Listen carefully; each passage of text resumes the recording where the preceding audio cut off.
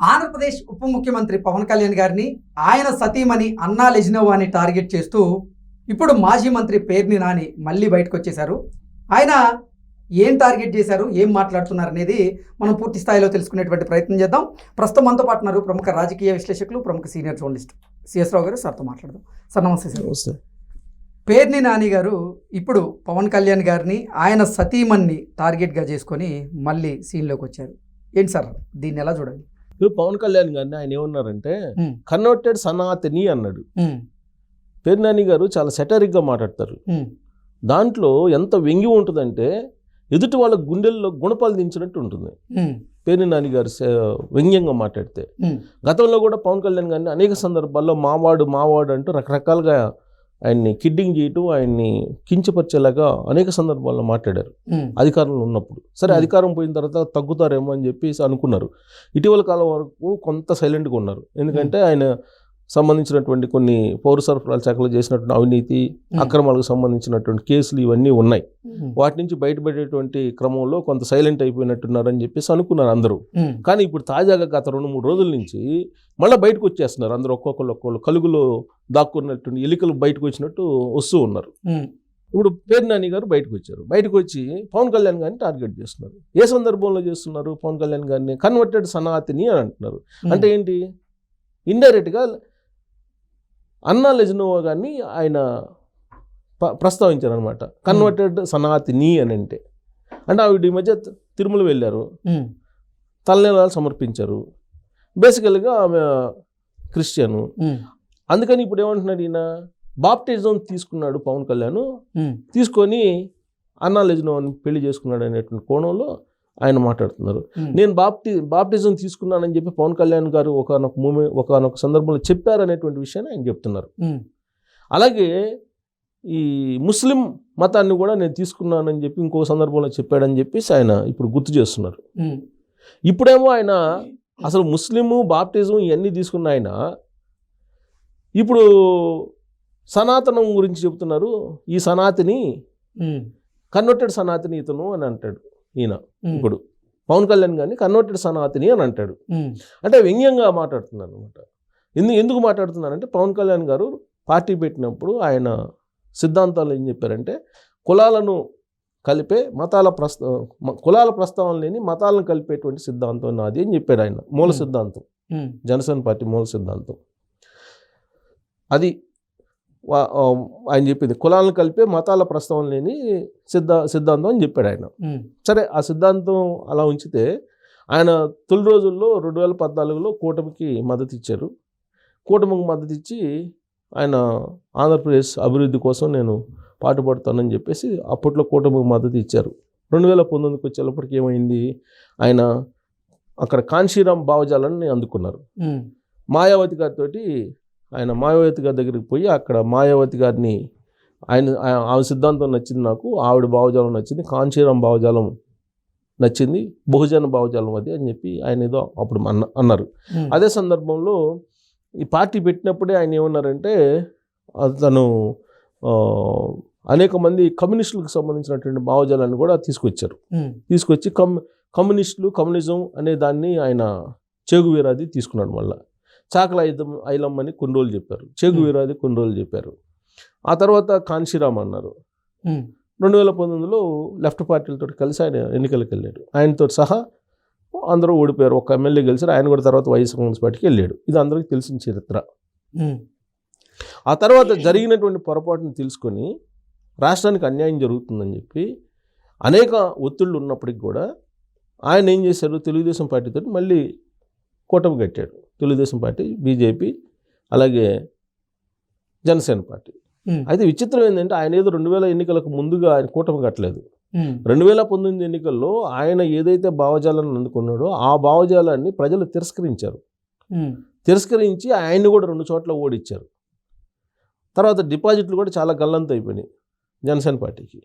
So అంటే ఆయన ఏదైతే చేగువీర, కాంశీరామ్ భావజాలాన్ని, చాకల ఐలమ్మ స్ఫూర్తిని వీటన్నిటిని వినిపించారో దాన్ని ప్రజలు అంగీకరించాల.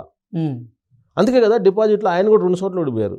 బహుశా అందుకే 2019 ఎన్నికల ఫలితాలు వచ్చిన వెంటనే సనాతన ధర్మం, హిందూ ధర్మం అనేటువంటి ఒక స్లోగన్ని అందుకుని బీజేపీ తోటి ఢిల్లీ వెళ్ళి బీజేపీ తోటి కలిసాడు.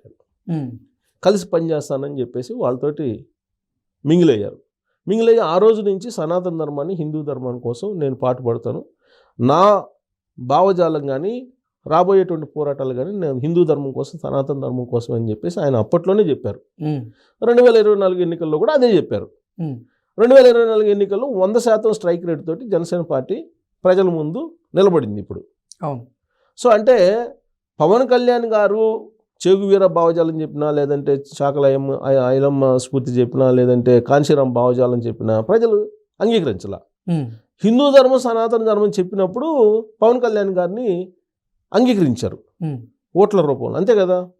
సో కాబట్టి ఆయన ఇప్పుడు పార్టీ సిద్ధాంతం ఏమైనప్పటికీ కూడా ఆయన భావజాలాన్ని, హిందూ భావజాలం, సనాతన ధర్మం కోసం నేను పోరాడతాను, ఎవరైనా సరే సనాతన ధర్మం మీద దాడి చేస్తే నేను ముందుంటాను అని చెప్పారు. మీరు అందరు రండి, నేను ముందుంటానని చెప్పారు. ఏ సందర్భంలో చెప్పారు? తిరుపతిలో తిరుమల కల్తీ నెయ్యి జరిగినప్పుడు, లడ్డు కల్తీ నెయ్యితో తయారు చేసినప్పుడు ఆయన ప్రాయశ్చిత్త దీక్ష చేసి దాని ముగింపు సభను అక్కడ పెట్టి ఆ రోజున ఆయన చెప్పారు. ఆ తర్వాత దక్షిణ భారతదేశం యాత్ర కూడా చేశారు ఆయన, ఈ హిందూ దేవాలయాలకు సంబంధించి. సో కాబట్టి ఆయన ఇంకా కన్వర్టెడ్ సనాతని ఏంటి, ఎప్పుడో ఆయన హిందువే. ఇప్పుడు బాప్టిజం తీసుకున్నాను, లేదంటే ముస్లింలో కలిసిపోయాను, ఇవన్నీ మరి చెప్పారని చెప్పేసి పేరు నాని గారు చెప్తున్నారు. మరి ఆయన కన్వర్టెడ్ హిందువుగా చెప్పేటువంటి ప్రయత్నం చేస్తున్నాడు. ఎవరు? పేరు నాని గారు. ఎందుకు చెబుతున్నారంటే ఇప్పుడు అన్నా లెజెనోవా తలనీలాలు ఇచ్చిన తర్వాత సోషల్ మీడియాలో ఒక మైలేజ్ వచ్చింది పవన్ కళ్యాణ్ గారికి కూడా. ఎందుకంటే మొన్నటి వరకు, ఇటీవల వరకు కూడా వైఎస్ఆర్ కాంగ్రెస్ పార్టీ ఏముంది, 4 పెళ్ళిళ్ళు చేసుకున్నాడు, 3 పెళ్ళిళ్ళు చేసుకున్నాడు. పెళ్ళిళ్ళు అనేది అసలు ఆయనకి హిందూ ధర్మం అని ఏం చెప్తుంది? హిందూ ధర్మానికి, ఆయన చెప్తున్న హిందూ ధర్మానికి పెళ్ళిళ్ళకి సంబంధం లేదని చెప్పి అనేక సందర్భాల్లో 4 పెళ్ళిళ్ళు అనేది జగన్మోహన్ రెడ్డి గారి దగ్గర నుంచి వైఎస్ఆర్ కాంగ్రెస్ పార్టీలో ఉన్నటువంటి పేరు నాని గారు, లేదంటే కొడాలి నాని, వల్లభనేని వంశీ, వీళ్ళందరూ చాలా సందర్భాల్లో చాలా అవకాశం ఉన్నప్పుడల్లా మాట్లాడారు. అయితే ఇప్పుడు అన్నా లెజెనోవా అంటే ఆవిడ క్రిస్టియను, మరి ఈయన హిందువు అయితే ఆమె ఎందుకు చేసుకున్నాడు అనే ప్రశ్న కూడా వేశారు. బాప్టిజం తీసుకున్నాడు పెళ్లి చేసుకునేటప్పుడు అని కూడా చెప్పారు. ఇప్పుడు ఆవిడ తలనీలాలు ఇచ్చేటప్పటికి పవన్ కళ్యాణ్ గారికి గ్రాఫ్ అయితే ఆటోమేటిక్గా పెరుగుతుంది కదా. ఎందుకంటే మొన్నటి వరకు ఏంది, ఆ క్రిస్టియను, ఆవిడకి హిందూ మతం లేదంటే సనాతన ధర్మం మీద ఆవిడకి ఏం గౌరవం ఉండదు, మరి దీనికి ఏం చెప్తావు పవన్ కళ్యాణ్, నీ ఇంట్లోనే మార్చుకో అని చెప్పి ఏదో రకరకాలు మాట్లాడారు వైఎస్ఆర్ కాంగ్రెస్ పార్టీ వాళ్ళు. మరి ఇప్పుడు ఆవిడే ఇప్పుడు తిరుపతిలో ఉండేటువంటి డిక్లరేషన్ ఏదైతే ఉందో దానికి అనుగుణంగా డిక్లరేషన్ ఇచ్చి నేను హిందూ ధర్మాన్ని నమ్ముతున్నాను, సనాతన ధర్మాన్ని నమ్ముతున్నాను, దాని మీద నాకు విశ్వాసం ఉందని చెప్పి తన బిడ్డ అక్కడ ఆసుపత్రిలో ఉంటే ప్రమాదంతో కోలుకుంటే నేను తలనీలాలు సమర్పిస్తానని చెప్పేసి ఆవిడ అనుకొని క్షేమంగా తన బిడ్డ బయటపడిన తర్వాత ఆమె పోయి తలనీలాలు సమర్పించారు, డిక్లరేషన్ ఇచ్చారు. మరి ఇంకా ఏ మతానికి సంబంధించినటువంటి వాళ్ళైనా డిక్లరేషన్ ఇచ్చి మీరు దర్శనం చేసుకోవచ్చు అనేది ఉంది కదా, ఆగమశాస్త్రం ప్రకారం ఉంది కదా, ఆగమశాస్త్రం ప్రకారం పెట్టిన నియమమే కదా అది.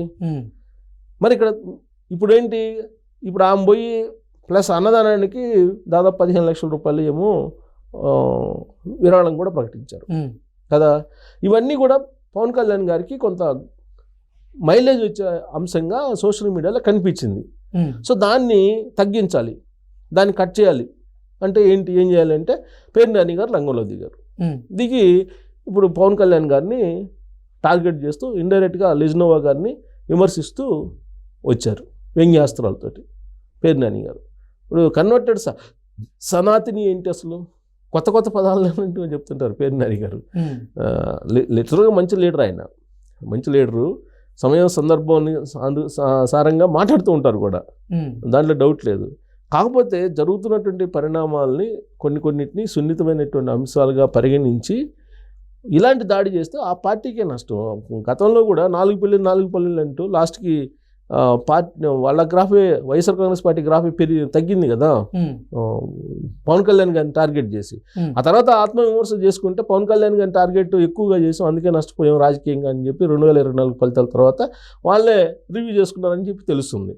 సో ఇప్పుడు మళ్ళా పవన్ కళ్యాణ్ గారిని టార్గెట్ చేస్తాం. విచిత్రం ఏంటంటే పవన్ కళ్యాణ్ గారి అబ్బాయికి సింగపూర్లో ప్రమాదం జరిగినప్పుడు స్కూల్లో ఆ ప్రమాదం జరిగినప్పుడు ఈయన కూడా ట్వీట్ చేశారు.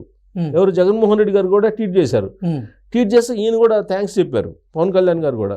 సో ఇదేదో మారింది, కొంచెం పవన్ కళ్యాణ్ గారి మీద కొంచెం సింపతి వస్తుంది, పవన్ కళ్యాణ్ గారికి దగ్గర అవుతున్నారు వైఎస్ఆర్ కాంగ్రెస్ పార్టీ లీడరు జగన్మోహన్ రెడ్డి గారు అండ్ టీం అనే భావన వచ్చింది ఈ మధ్యకాలంలో, ఈ 3-4 రోజుల నుంచి, ఆ ప్రమాదం జరిగిన తర్వాత నుంచి. ఇప్పుడు ఈ పేర్ని నాని గారు చేసినటువంటి ఈ కామెంట్ తోటి అది కాస్త మళ్ళీ మొదటికి వచ్చిందని చెప్పి మనం అనుకోవడానికి అవకాశం ఉంది. Okay sir, thank you.